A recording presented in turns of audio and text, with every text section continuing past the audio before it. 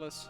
You know, if I actually had good writing skills, I would really contact like mainstream websites in my own country and just say like, hey, I can actually write about this thing called esports, and where they will probably know absolutely nothing about. But then if I could show them what kind of stuff is really going on, I'm pretty damn sure that you can open up esports to a new audience, to people who just visit mainstream sites. Because like something like that, something as big as what happened for League of Legends, and hopefully what is going to be super big for us as well, the StarCraft 2 WCS World Championship Finals later this year in Shanghai. That should be like mainstream news. When people win that much money, man, when so many people tune in, that should not just be esports news anymore. Yeah, well, I mean, back in my hometown in Georgia, it was exciting when somebody local won the lottery. That was on like the nightly news on TV. Yeah, and you don't even do much for that. Yeah. No, you buy a ticket at the right moment. Scratch it off. Get really excited. You know they make those joke tickets where you like scratch it off and it says you won $10,000, and then you turn it over and it was like, just kidding. No. Yeah. Who did that? My buddy back home bought one for my girlfriend. She was pretty mad. That's really rude, man. Like he gave out like a bunch of lottery tickets to us for Christmas. He's like, here's 5 lottery tickets, and like there was one gag ticket mixed in with hers. Oh, that's kind of sad. It's pretty cruel. Yeah, that would make me pretty mad. Whenever I think of lottery tickets, I always have to think of the time where we were at the Lone Star Clash band in Austin, and we bought some scratch tickets at the gas station, and this one guy walked in, and then he just forgot his wallet and stuff, and he's like, I'm sorry, man, I got money on my mind. When he was just like buying lottery tickets as well and stuff.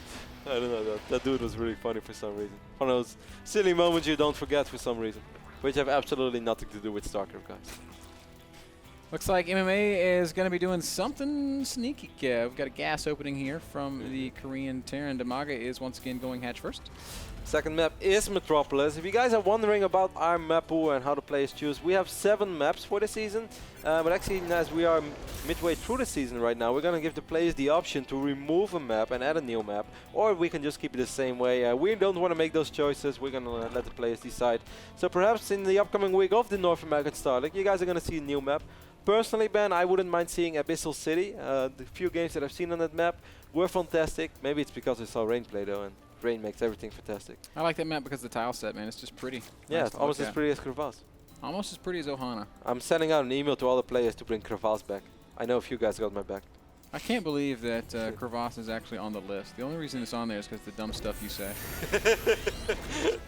I'm pretty proud of how. And if you get like 12 players to vote for it, then it'll probably end up in the map pool. And I'm gonna be so mad. Yeah, you think it's hilarious. I really hope it happens. I might just punch you in the face if that happens. If I have to cast Crevasse for the rest of the season. You know the best thing is like everybody's gonna pick it as well. Cause like actually it wasn't that bad. What is MMA up to right now? Marauder Hellion. Yeah, we've seen this a lot. We've seen this in the past, man. Some of the most exciting TVZs that I've ever casted consisted of Hellion Marauder play back then of Pold against Stefano. Ironically enough, played during the Lone Star Clash Invitational. And of course, we have the Rosen brothers in the studio with us right now. It's funny, but you remember those games, Ben? Yeah, some of the best StarCraft I've ever seen, man. Those were the highest level games I think played ever up until that point in time, and they still live in my mind as some of the best games I've casted.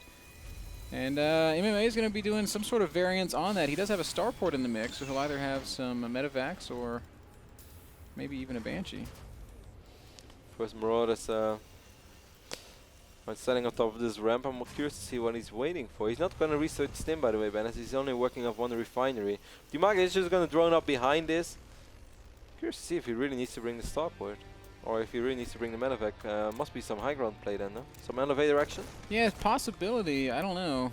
I'm curious about it myself. No stim, no concussive shells, no upgrades at all. He obviously doesn't want to deal with this clean, so I can only imagine that he wants to drop the Hellions into the main base and perhaps do something with the Marauders on the low ground and a few Hellions there as well. There's how many Hellions we have on the map? Is it 6 now? Yeah, 5. 5 now with 2 more about to pop out. It'll be 7. And here come those Marauders. He just has 5. I may actually not lose a single unit left yet. Are we going to see a perfect game, Ben? I don't know about that, but Hellions are going to begin fighting against these queens. Dimaga, how many units do you have out on the map right now? 0. 48 drones and 4 queens. That puts him in a slightly precarious situation. But the units of MMA are really quite bad against queens.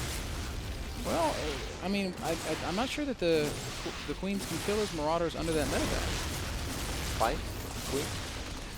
I think we're going to see some of the T-button ban. T-button is being used right now. It's going to focus the medevac immediately. That's very, very smart, taking the healing potential out of the fight. And good job here by Dimaga of really, I guess, softening up these marauders. But still, they're just sticking around, man. That's what I mean. Marauders are very tough to kill. Marauders are pretty damn tough. 2 spike crawlers are up right now though, man. There's still no stim pack introduction, so there's never going to be any stim. Dimaga is going to lose his 4th queen. His evolution chamber should fall as well. Not before the 5th queen is going to fall too. This is actually crazy. Yeah, resources lost shows us this has been a very costly loss. Walking the spine crawlers forward seems very, very risky. And he's just going to walk right past. Oh no, okay, that plan kind of backfired. He's forced to pull drones now as well. Drones stack him up, and a lot of drones falling. Eventually Dimaga will clear off this push, but not before losing a lot of units. Lost a lot of units, lost a lot of resources, lost 5 drones. He lost 5 queens, man. Economically, he comes out of that okay. I mean, it's 46 harvesters to 43, but MMA's taking a 3rd. I feel killing all the... Wow, I cannot believe that... Okay, the evolution chamber did die. I saw like the armor being reset. I was like, are you kidding me? Did that evil chamber survive with 10 HP? Well, obviously it did fall. As he used those brootlings as well on the marauders. Yeah, I don't know what to think about that. I really do feel that MMA did a fantastic job in slowing Dimaga down extremely much by picking up all those queens. I think it's pretty important though that he killed that medevac. If he hadn't targeted it, I think that that attack would have been much more devastating than it already was. Because those marauders would have been shooting fantastic shells forever and ever. Oh, MMA leaves the door down. A couple of lings going to walk over here into the natural, and no, there's a Zergling in your base, MMA. Gonna pick up a few SCVs. Could have picked up that Mew as well. Is he still gonna pick up? Wow, he let the Mew. No, eventually he does pick it up, but not before losing all SCVs. Could have done a little bit better there, Dimaga. Double expanding is Dimaga. MMA though is just catapulting ahead in supply right now up to 72 supply. Army supply is where it all lives. 22 army supply to 4. Dimaga once again not really putting much emphasis on making units. Dimaga was working off 2 hatcheries for so long, Ben, and the moment you don't have any injects on those 2 hatches, it's really hard to do something. That's why I think we saw his money going up a little bit. That's why he is dropping additional hatcheries. As soon as his macro hatch kicks in, I think Dimaga will finally be able to perhaps skyrocket his economy a little bit, and then also be able to produce a lot of units and spend his money. A little worried about the fact that Dimaga put his infestation pit down at the front, man. I mean, it's one thing to lose an Evo chamber. Losing this would be brutal. Now, MMA's not showing any real inclination towards attacking right now. This 3rd base from Dimaga is, of course, very exposed. This is Metropolis. It's kind of hard to cover it all with just a few queens, certainly after losing 5 queens early on. Well, Tom Cruise is ready in action as well over here, Ben, left top side of the map, picking up overlords left and right. Sounds like about the only thing Tom Cruise would be able to pick up or shut down. Right. I've heard Tom Cruise is great. Certainly in... I don't understand why you like Tom Cruise. I never said I like Tom Cruise. I just think he's badass. He's like your hero. No. Kevin aspires to be Tom Cruise. Like in Top Gun, he's pretty cool. And you know, I read a book called The Game, and he was talking about Tom Cruise being the alpha male. You don't agree with it, don't you? I mean, he might be, but he doesn't change the fact that he's really annoying and a terrible actor. I watched. You know, he was in the latest Bourne movie as well. Was he? Yeah. Wasn't he? No, he wasn't. No, that's the other guy. Never mind. I'm confusing him. That guy was very badass.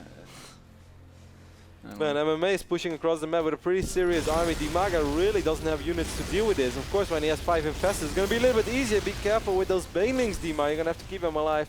More of the story, man. Tom Cruise is awesome. Can't argue with that kind of logic, Kev, as Dimaga does manage to catch a couple of bio units there.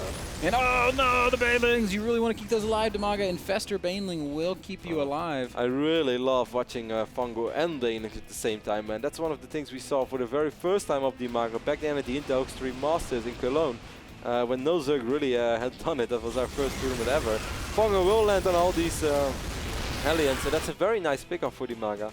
He is going to lose this 5th base, however. Yes, he is. Or maybe he'll just lose the 4th base. Yeah, because there are no drones over there. It seems like MMA doesn't want to deal with an empty base. Rather, it's going to pick up another queen and a couple of drones and this hatchery. And these lings as well. well, he's focusing the hatchery with most of his Marines. He will pick off this hatchery. It also meant that he's going to lose quite a few of these links. Huh. Don't think he was going to be able to deal with this one. Dimaga's at 72 drones, Ben, so he is sort of okay on 3 bases. Yeah, I think he's going to be just fine. MMA has also got a great economy, 69 Oh, SCV. a lot of links just popping out for Dimaga right now. If he pulls them back immediately, but he's not doing that. He's too occupied with his drop over here in the right bottom. This is a massive overkill, yeah, Dimaga. Very good distraction here from Oh MMA. my God, He's going to pick off the Evo Chamber with +2. Excellent play there. And 4 it lifts seconds up and remaining. gets out of there immediately. Oh, well, Dima could have done that a little bit better. This was he really didn't need that many units in the right bottom side of this map. I guess he didn't see all these links hatch over here. If he would have turned those around immediately, he wouldn't have lost his evolution chamber and he would have had his +2 armor by now. As it stands, Dimaga is once more knocked down to 3 bases, once more forced to restart an important upgrade. Except this time he doesn't have an Evo chamber to do it on. Man, if I were the Medevac, I would feel so safe when you know that Tom Cruise is controlling the skies. Wouldn't you? You realize if you were a medevac, you would be a chick, and Tom Cruise would constantly be hitting on you. That would be pretty awesome. Well, I would shut him down, man. I would hook up with the other chick. I think it'd be lesbian. I just fly around with the other medevac all day long.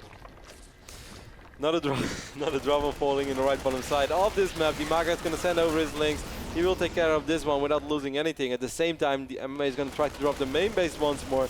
Dima, where are your units? Once more, quite far out of position, Ben.